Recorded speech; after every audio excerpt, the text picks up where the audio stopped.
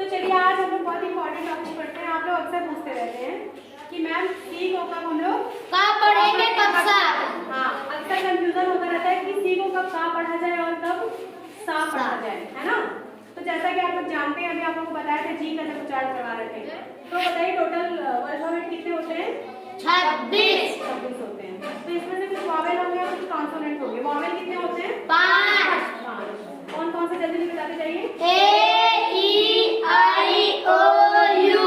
ठीक है, इसके बाद बाकी बचे क्या कहलाएंगे? व्यंजन। व्यंजन में से बताइए। कॉन्सोनेंट। हाँ, तो व्यंजन कितने होंगे टोटल? 21। 26 में से 5 घटा दीजिए, उसके बाद 21। वॉवेल को हिंदी में क्या बोलेंगे? स्वर। और कॉन्सोनेंट को व्यंजन। आप लोगों को बताया जा चुका है जब जी का उच्चारण बता रहे थे कि टोटल अल्फाबेट में 26 होते हैं, बट इनकी साउंड कितनी होती है? 44। मतलब एक ही वर्ड का कई उच्चारण होगा, है ना। हम लोग अपना टॉपिक स्टार्ट करते हैं। सी का कोई अपना उच्चारण खुद का है ही नहीं, तो पॉइंट है कि सी को कब हम सा पढ़ेंगे, ठीक है। अभी जैसा कि आपको जी में बताया गया था, जब सी के जस्ट बाद ई रहे, आई या सी के जस्ट बाद आई रहे, या वाई। सी के जस्ट बाद वाई रहे, तो इसको पढ़ेंगे बेटा सा। क्या पढ़ेंगे? सा। तब सी का उच्चारण सा पढ़ेंगे।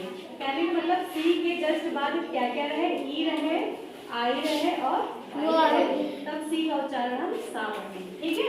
तो चलिए हम लोग इसका एग्जांपल देखते हैं। एग्जांपल को हिंदी में क्या बोलेंगे? उदाहरण। एग्जांपल की स्पेलिंग बताइए। EXAMPLE।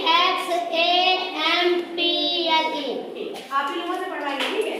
जैसे मान लीजिए कहीं लिखा है, पढ़िएगा आप लोग, ठीक है। ये लिखा है, चलिए कुछ उदाहरण मैंने दिया है, आप लोग पढ़ करके बताइए। 1C के बाद वाई, 1 सिलेंडर। हाँ, देखिए यहाँ सी के बाद क्या आया? वाई। वाई। इसमें से मिल गया ना कोई? यस। सी के बाद वाई आया है। अब हम सी का उच्चारण क्या करेंगे बेटा? सा, ठीक है। तो पढ़िए क्या लिखा है, पूरा मिलाकर पढ़ लीजिए।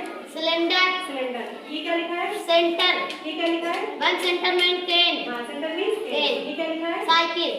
ठीक है। आप आइए यहाँ, पढ़ करके बताइए क्या लिखा है? सर्कल।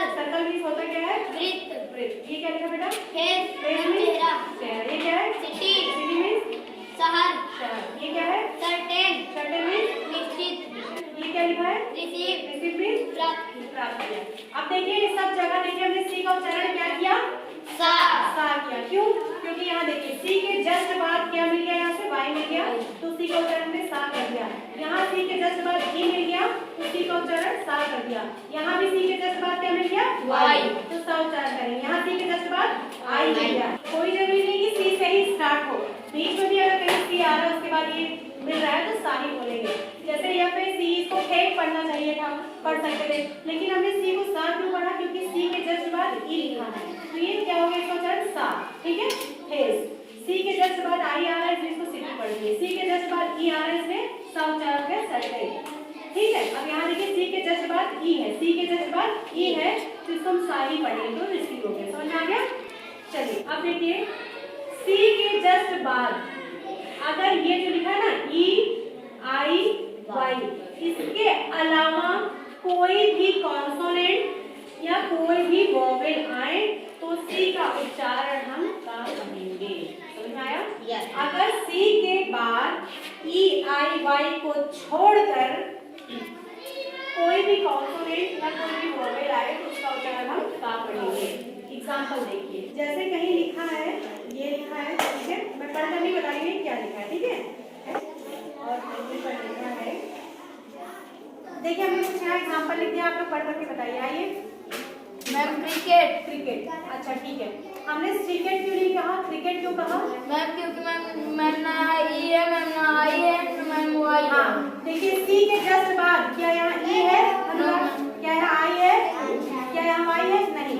इसको छोड़कर कोई भी कॉन्सोनेंट या वोवेल हो तो इसको हम क्या पढ़ेंगे? का पढ़ेंगे। का सी को हमने का पढ़ दिया। अब यहाँ आ रहा है, अपने आप मिलाकर पढ़ लीजिए, क्या हो गया? क्रिकेट हो गया, ठीक है। समझ आ रहा है? चलिए अब इसको पढ़िए। मैम कैट मींस बिल्ली। इसको पढ़िए। काऊ मींस गाय। इसको पढ़िए। फूल मींस डंडा। कारपेट माने कालीन। कंफ्यूज माने भ्रमित। कर्टन माने पर्दा। अब देखिए सब जगह हमने सी का उच्चारण सा न करके का करा। क्यों?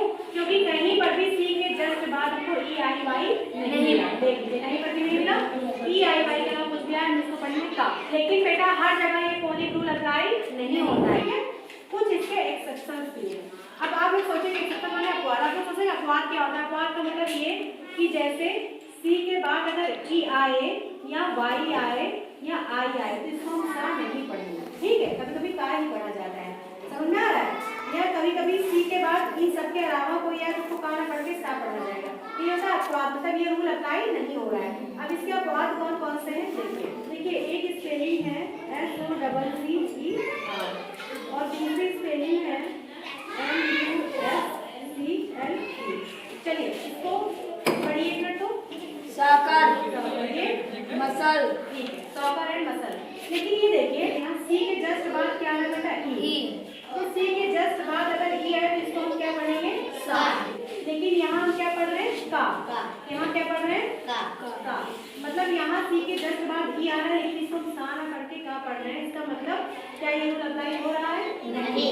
इसी को बोलते हैं एक्सेप्शनल केस है ना, इसका अपवाद है। यहाँ ये रूल अप्लाई नहीं हो रहा है तो कहीं भी स्पेलिंग लिखे हैं इसको साफ कर पढ़ेंगे, ठीक है। ये धीरे धीरे आप लोग बड़े होते जाएंगे तो आप लोग प्रैक्टिस हो जाएगी इस चीज की। अब ये देखिए इसको क्या पढ़ेंगे, मसल। क्या पढ़ेंगे, मसल। यहाँ सी के जस्ट बाद क्या आया है, एल आया है। सी के बाद अगर ई आई वाई के अलावा कुछ भी आए तो इसको हम क्या पढ़ते थे, का पढ़ते थे। इसका मतलब इसको हमें यहाँ का पढ़ना चाहिए, समझ में आया? लेकिन इसको हम क्या पढ़ रहे हैं, मसल। इसका उच्चारण क्या करें बेटा, सा।